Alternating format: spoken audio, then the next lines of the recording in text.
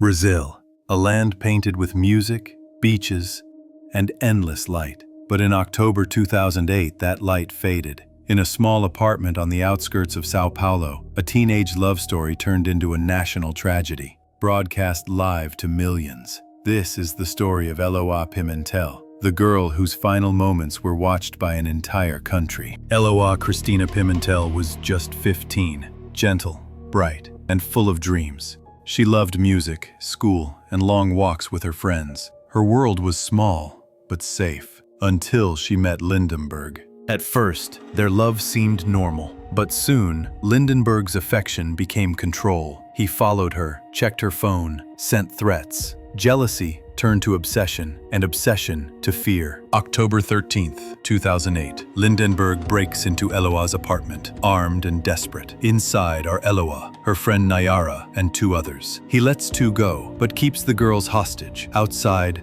the storm begins. Within hours, the street became a stage. Reporters, cameras, and lights surrounded the building. Every move, every breath, broadcast live. The country watched, fascinated and horrified. For 5 days, Brazil watched in silence. The negotiations failed. The fear grew. Every scream, every tear, broadcast live. The line between empathy and entertainment vanished. On the 5th day, chaos erupted.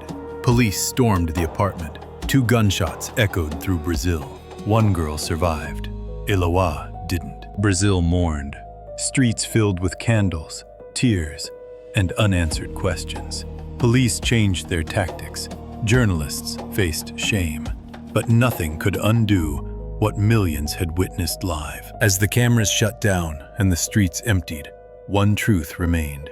Brazil had witnessed the unthinkable, live. A young girl, full of dreams, trapped inside her own home, turned into a character in a tragedy broadcast to millions. The case of ELÓA Pimentel exposed deep wounds in Brazil. It revealed how unprepared police forces were to handle crises involving unstable aggressors. It revealed the consequences of allowing media to transform suffering into spectacle. It revealed how the thirst for ratings, attention, and drama can overshadow responsibility, empathy, and humanity. For 5 days, Brazil was not just an audience, it was a participant. And once the final shot echoed, the nation was forced to reflect on its own role. Laws changed, police tactics evolved, journalists faced national criticism, but none of it brought ELÓA back, and none of it erased the collective memory of a girl begging for calm, for compassion, and for a chance to live. Today, more than 15 years later, her story is still a warning. When violence becomes entertainment, innocence dies twice. The story of ELÓA reminds us that behind every case, every headline, and every breaking news banner, there is a human being with dreams, fears, and a life that mattered.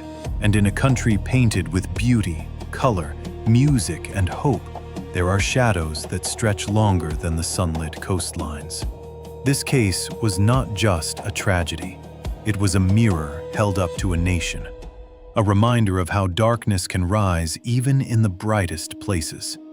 And this is why we tell these stories, not for spectacle, but for truth, for memory, for justice, even when justice comes too late. Because only by remembering the darkness can we protect the light that remains.